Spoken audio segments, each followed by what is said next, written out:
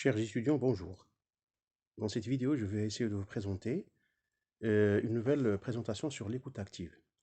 Et pour l'information, il faut rattacher l'écoute active à la vidéo précédente sur le feedback. Vous serez surpris de voir dans la page de garde de ces diapos, bien sûr, des yeux fermés. Vous allez comprendre tout de suite à travers ce préliminaire. Eh bien, j'ai décidé de commencer cette présentation par un petit dialogue entre moi et moi.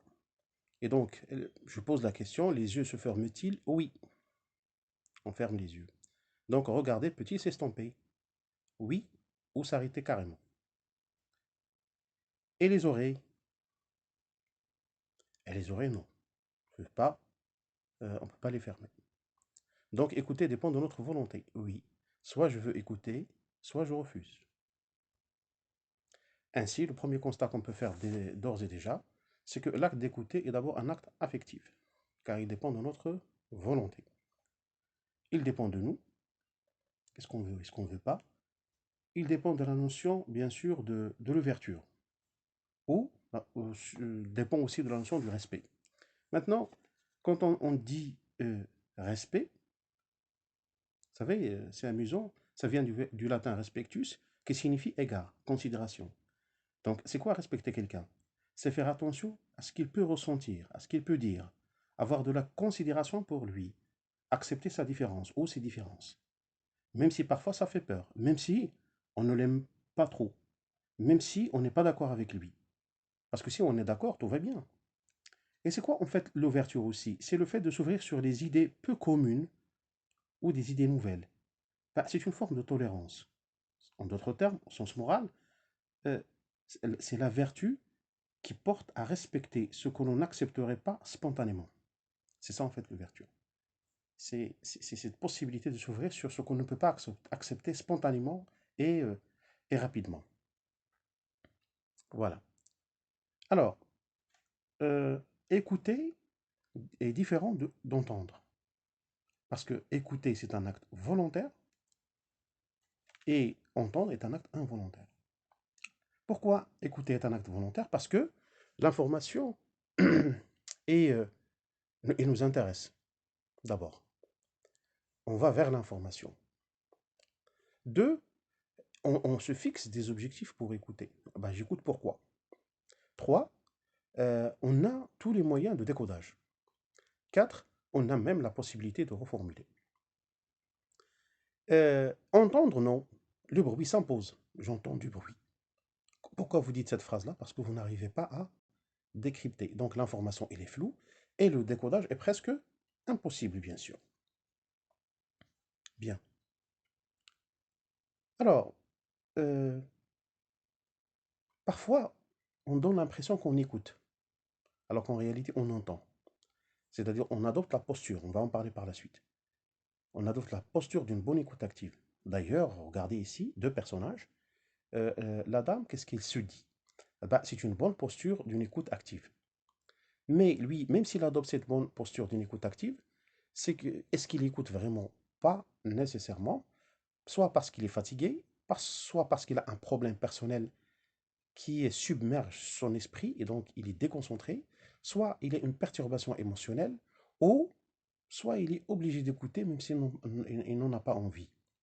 Cependant, cette attitude-là reste toujours positive parce qu'elle correspond exactement à la théorie de l'écoute active qui a été développée par Carl Rogers. On va en parler par la suite. Le côté positif dans cette posture-là, c'est que la personne respecte celui qui parle. Alors maintenant, est-ce que j'écoute, est-ce que j'entends? Tout dépend de la capacité de capter l'information, de l'analyser, de l'interpréter, de la reformuler, etc. D'accord? Et donc, qu'est-ce qu'en fait écouter?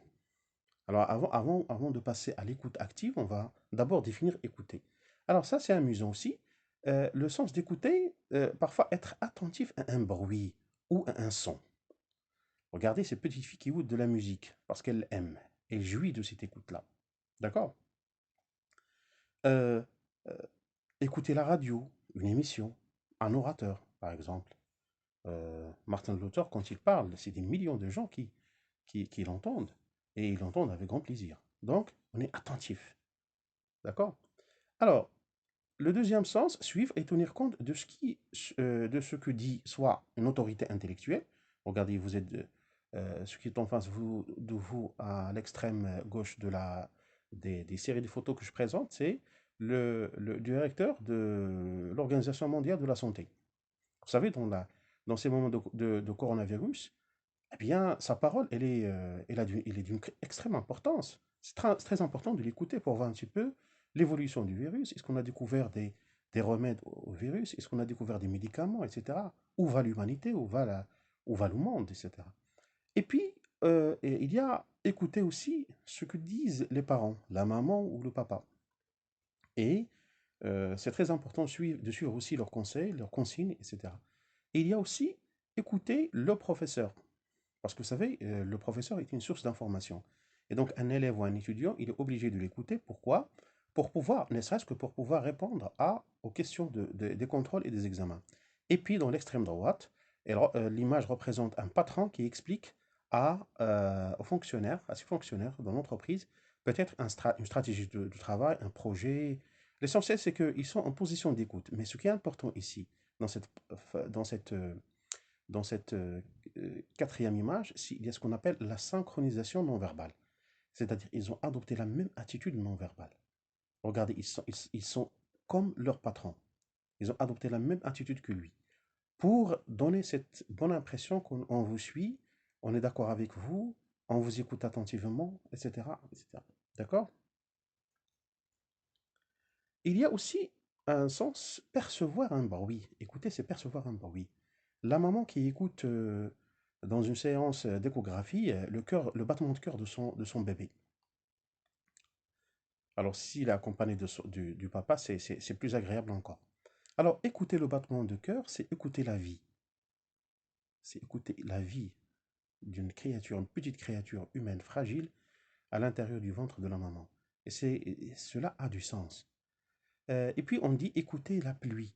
C'est-à-dire, il ne faut pas euh, laisser passer ce moment où l'on reçoit ces gouttelettes d'eau qui frôlent un petit peu notre peau, surtout après un moment de sécheresse, bien sûr. Ainsi, l'acte d'écouter, on a déjà dit que l'acte d'écouter est un acte affectif, il est aussi un acte intellectuel. Pourquoi? Il est un acte affectif parce que il y a je veux, par amour ou par respect. Quand vous écoutez votre papa, c'est par respect, d'accord? Quand vous écoutez le professeur, c'est par respect et parfois par obligation. Ou parfois par les trois, amour, respect, obligation. Ou parfois par obligation. Donc il y a énormément de paramètres qui interviennent dans votre écoute. Mais le résultat est le même. Vous êtes obligé d'écouter parce que c'est la source et vous serez amené à répondre aux questions d'un contrôle ou d'un examen. Alors sans parler bien sûr de la culture, si vous écoutez avec plaisir, soyez sûr et certain que vous allez vous imprégner de beaucoup d'informations intéressantes qui pourraient vous aider dans votre vie personnelle. Alors, soit je veux ou je suis obligé, dans les deux cas, vous êtes en phase du traitement de l'information. Et c'est là le deuxième volet de l'acte d'écouter, c'est un acte intellectuel parce que il est concentré sur les faits, sur les arguments, sur les événements. Et donc, on est dans une démarche d'analyse, de reformulation, de synthèse, de résumé, et ainsi de suite. Alors, à partir des images que je viens de présenter, je peux dire que écouter, l'acte ou bien l'écoute active, est en rapport direct avec les relations interpersonnelles. Pourquoi? Parce que comme je l'ai déjà expliqué au début de cette vidéo, l'écoute active a été développée par le psychologue américain Carl Rogers. Alors, elle est nommée quoi? C'est une écoute de bienveillance. Donc, à l'origine, l'écoute active renforce les relations interpersonnelles. D'accord? Initialement conçue pour l'expression des émotions. Mais aussi elle est opérationnelle dans des situations de face à face où le professionnel écoute activement l'autre, dans le cas de traitement de l'information, bien sûr. Alors, euh, j'ai résumé les relations interpersonnelles dans ce contexte-là en trois catégories. Il y a ce qu'on appelle la relation de dépendance. Vous savez, dans le moment du corona, on est amené, obligé d'écouter les autorités intellectuelles dans le domaine de la santé pour nous guider dans notre comportement, qu'est-ce qu'il faut faire, qu'est-ce qu'il ne faut pas faire. Il faut suivre les consignes attentivement et pour les suivre, il faut écouter ces gens-là. Donc, on est en relation de dépendance. Une secrétaire aussi qui écoute son patron. Il y a aussi cette relation de dépendance. Euh, des fonctionnaires qui écoutent leur patron. Il y a aussi la relation de dépendance. Vous n'allez pas dire qu'il dit ce qu'il veut, je ne suis pas intéressé. Non, vous êtes obligé d'être intéressé par son discours, par sa parole, etc. Alors, il y a ce qu'on appelle la relation d'interdépendance. Alors, l'inter ici, c'est que parfois, la communication, elle est horizontale. C'est vrai qu'on travaille dans la même entreprise, mais nous avons le même statut. Donc, aucun de nous n'a de pouvoir sur l'autre. Mais on est amené à travailler ensemble. Par exemple, un ensemble de professeurs dans un département, ils veulent créer une nouvelle filière ou, par exemple, je ne sais pas, euh, une licence ou un master. Donc, ils discutent sur la stratégie, les contenus, etc. Donc, ici, la relation, elle est plutôt interdépendante. On n'est pas obligé d'écouter l'autre, on n'est même pas obligé d'assister, mais si j'assiste, c'est parce que je suis intéressé par la formation. Et on est amené à s'écouter les uns les autres dans le respect parce que chacun de nous a, c'est sûr qu'il a des idées à proposer. Et c'est toujours intéressant d'entendre les gens sur ce qu'ils disent. Et puis, il y a la relation d'indépendance. C'est là où apparaît la notion du plaisir. Quand vous écoutez un chanteur, quand vous écoutez un récitant d'un Coran, bah, vous aimez écouter comme ça vous fait plaisir. Et quand vous écoutez un orateur, un intellectuel qui parle bien, qui a de bonnes idées, qui défend une cause, et bah, vous cliquez sur YouTube pour déclencher ces vidéos. Alors là, il y a la notion du plaisir. Vous avez envie, bien sûr, de l'écouter. Alors maintenant, on va passer au type d'écoute. Il y a les deux types, écoute active et écoute passive. On a déjà dit que l'écoute active, ça a été proposé par le psychologue américain Carl Rogers. Donc, ce n'est pas un concept comme ça qui est venu de rien. Il est venu d'un psychologue. C'est pas lui, il y a d'autres, bien sûr. Alors, vous allez me dire, est-ce qu'une écoute, alors, une écoute peut-elle être passive? Quand on dit écouter, c'est déjà actif.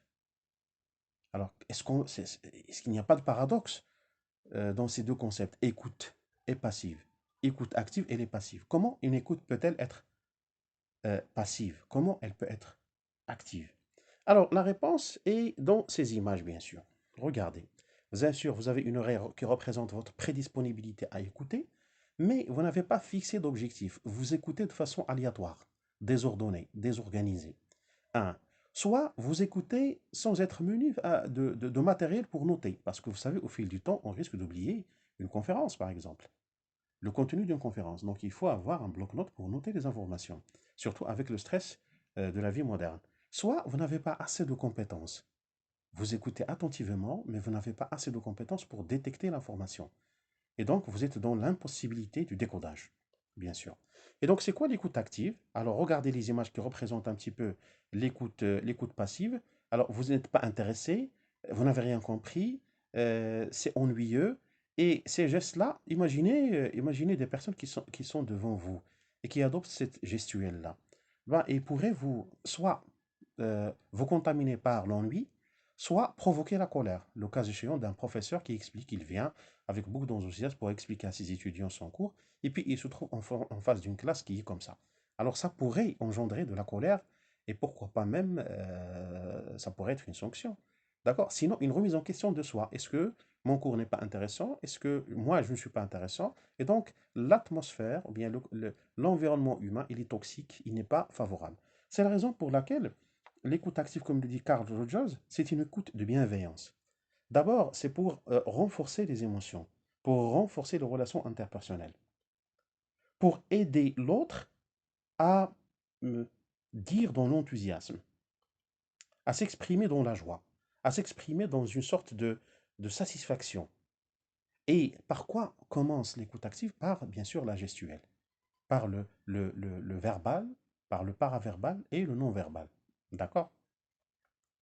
Alors, l'écoute active, bien sûr, vous êtes prêt à écouter, vous avez fixé des objectifs, vous avez le matériel pour noter, et c'est très important. Alors, je conseille les candidats, les lauréats ayant obtenu leur diplôme, de ne jamais entrer dans une salle d'entretien sans avoir un petit bloc-notes de luxe avec un stylo, un cartable, bien sûr, un petit cartable, qui montre que vous êtes quelqu'un et qui est très très attentif à l'information. Alors, si vous entrez dans la salle, les mains vides, cela veut dire que vous êtes dans l'improvisation, vous êtes dans le désintérêt, vous êtes dans l'indifférence ou le non-professionnalisme, bien sûr. Donc, s'il vous plaît, un stylo et un bloc-notes sont les bienvenus dans un entretien. Et à chaque fois qu'un membre du jury parle, vous savez, là, l'écoute active, c'est une écoute de bienveillance, comme le dit Carl Rogers. Quand quelqu'un parle et vous notez, vous valorisez ses idées. Même s'il est membre du jury, il sera heureux que vous soyez dans cette attitude de disponibilité à ses idées, même si vous n'êtes pas d'accord par rapport à ce qu'il dit. Et donc, j'ai dit, il y a les objectifs, il y a le matériel, il y a la compétence de décodage et de décryptage, et puis il y a la possibilité de reformulation. D'accord? Bien. Regardez maintenant les bonnes postures d'une écoute active. Quand, par exemple, le conférencier pose la question pour avoir un feedback, tous les gens participent. Quand quelqu'un parle, vous savez, le regard frontal, il y a un échange visuel et puis il y a une gestuelle qui montre une implication des interlocuteurs les uns les autres. Et donc, il y a tout un langage corporel qui se manifeste dans cette bien sûr, présentation. Alors, l'écoute active, qu'est-ce qu'il nécessite? C'est une mobilisation de l'énergie pour l'autre. Je mobilise l'énergie. N'oubliez pas que, on a dit au départ que l'écoute active, même si vous n'êtes pas d'accord, bah, vous faites l'effort hein, d'accepter l'autre dans sa différence. Donc, c'est la mobilisation de l'énergie pour l'autre. Vous lui consacrez du temps, vous lui consacrez votre concentration. Deux, une pratique et une technique qui s'acquièrent au fil des expériences vécues. Parce que vous savez, c'est une pratique. Il y a des gens qui ont une très bonne écoute active. À force de forger, on devient forgeron. Alors, 4, 3, pardon, bon, il y a un problème de. Oui, c'est 3, c'est pas 4. Alors, il y a une attitude. Vous savez, quand on parle d'attitude, on est dans le non-verbal ou dans le paraverbal. Donc, une bonne attitude par rapport à l'autre. Et puis, il y a la disponibilité. Ne dites jamais à quelqu'un, vas-y, donne ton idée, je suis pressé. Il vaut mieux retarder la conversation plus tard, surtout les mamans avec leurs enfants. Ne leur dites jamais. C'est déconseillé. Dis ce que tu veux, je suis pressé ou j'ai pas le temps pour toi.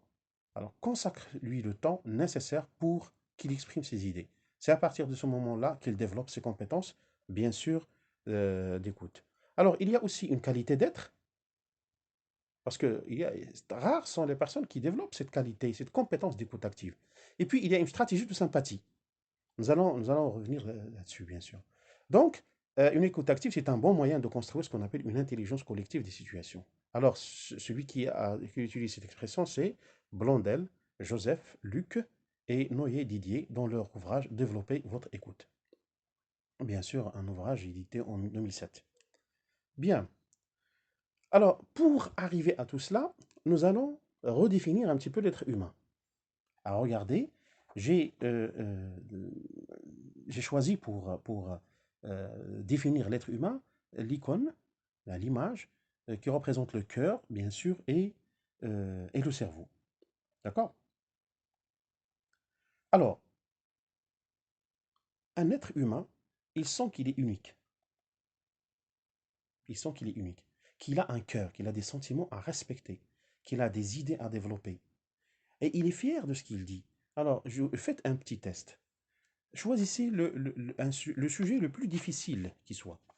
Et proposez-le à n'importe qui, dans votre maison, dans la rue, à n'importe qui. Vous allez voir qu'il a des choses à dire, même si ce qu'il dit est incohérent, mais lui, il est fier de ce qu'il dit. Il vous donne l'impression que c'est un connaisseur du domaine, alors qu'en réalité, il ne sait pas grand-chose par rapport à votre niveau intellectuel, vous qui l'écoutez. Mais puisque vous êtes dans le respect, ah ben, vous valorisez ses idées, vous lui donnez confiance en lui. D'accord? Et c'est ça, en fait, le travail qui a été fait par Carl Rogers quand il dit l'écoute, c'est une écoute de bienveillance. Ben, pour aider mieux la personne, d'accord, il faut instaurer un climat de confiance. Éviter de porter des jugements. Nous allons voir qu'est-ce qu'il faut éviter, des jugements sur la personne. Euh, Arriver à satisfaire ses besoins, les 5 besoins que vous savez, bien sûr. Le besoin de sécurité, c'est-à-dire je me sens mieux avec vous. Le besoin de plaisir, c'est-à-dire c'est agréable, le temps passe vite dans une séance de cours avec tel prof ou avec tel autre. La conversation avec toi est très agréable. Le besoin de pouvoir ou de puissance, d'accord? Lui donner cette bonne impression qu'il a des choses à dire, qu'il est capable d'agir, qu'il est capable de gérer. Le besoin d'appartenance, il faut accepter les gens dans ce qu'ils sont et non pas dans ce que vous voulez qu'ils soient. C'est très important. Et puis, le besoin de liberté. C'est-à-dire, lui c'est le choix de s'exprimer, lui laisser les options, les pistes. Ne pas vraiment le stresser par le dogmatisme que vous pouvez représenter en tant que récepteur, bien sûr. Alors, quelles sont les conséquences de cette écoute active? Reconnaître que chaque écoute active doit être personnalisée. Alors, quand vous écoutez un enfant, c'est pas la même chose que lorsqu'on écoute un adolescent. C'est pas la même chose que lorsqu'on écoute un intellectuel. C'est pas la même chose lorsqu'on écoute un médecin ou lorsqu'on écoute un professeur. C'est pas la même chose. Parce que deux personnes ne sont jamais identiques. Alors, qu'est-ce que nous dit Borges? Il nous dit, Borges, qu'on préfère le nommer les Espagnols. Alors, les Espagnols. Borges, qu'est-ce qu'il dit? Il suffit d'avoir dans un miroir, dans une chambre, un miroir pour être deux. Cela veut dire que votre miroir ne reflète pas votre image identique. Non, il vous donne une autre image. Soit une image valorisante, soit une image dévalorisante. Tout dépend de ce qu'on dit de vous. Et vous cherchez les qualités ou les défauts à travers votre miroir. C'est pourquoi Borges nous dit, il suffit d'avoir un miroir dans votre chambre pour que vous soyez deux et non pas un. Alors, ça c'est vous. Alors, que peut-on dire de l'autre? D'accord? Donc, il ne faut jamais ramener l'autre à soi-même. Et que finalement, l'écoute active est une expérience de la différence. Voilà. Alors, les effets psychologiques. Écouter, c'est un acte de reconnaissance. Je reconnais que vous avez des choses à dire. J'arrive à reconnaître et à assouvir vos besoins, les cinq besoins dont je viens de parler. Une valorisation de l'autre aussi, au niveau de ses idées, etc. Et puis une thérapie. Vous savez, les psychologue, un bon psychiatre, quel est son travail initial quand il reçoit quelqu'un qui a une difficulté psychologique? La première chose, c'est de bien l'écouter, le valoriser dans ses idées, dans sa façon d'être, dans ses sentiments. Euh, L'écouter jusqu'au bout et non pas l'interrompre. D'accord? Et c'est ça, en fait, le travail du psychologue. Donc, pour faire tout ça, il faut éviter, chers étudiants, les préjugés et il faut éviter les jugements de valeur. Alors, quand vous dites, par exemple, je suis africain, euh, peut-être pour d'autres continents, les Africains sont des personnes toujours en famine, pauvres. Je suis musulman, les musulmans, ils sont terroristes. Euh, je suis américain, ils sont contre les Arabes. Donc ça, c'est des jugements de valeur, des préjugés qui peuvent entraver des conversations constructives. Donc, alors qu'est-ce qu'on a dit? L'écoute active, elle est personnalisée. Je ne vais pas écouter un Américain en tant que représentant des États-Unis, non, en tant que personne qui a des idées peut-être qui sont intéressantes pour moi. Je ne veux pas écouter un Marocain en tant que personne représentant nécessairement les idées du Maroc. Non, je l'écoute en tant que personne qui a ses propres idées. Lui-même sur le Maroc, ou bien sur les États-Unis, ou bien sur la France, ou bien sur l'Espagne, et ainsi de suite. Et puis, il y a une chose très importante, chers étudiants, apprenez à vous taire.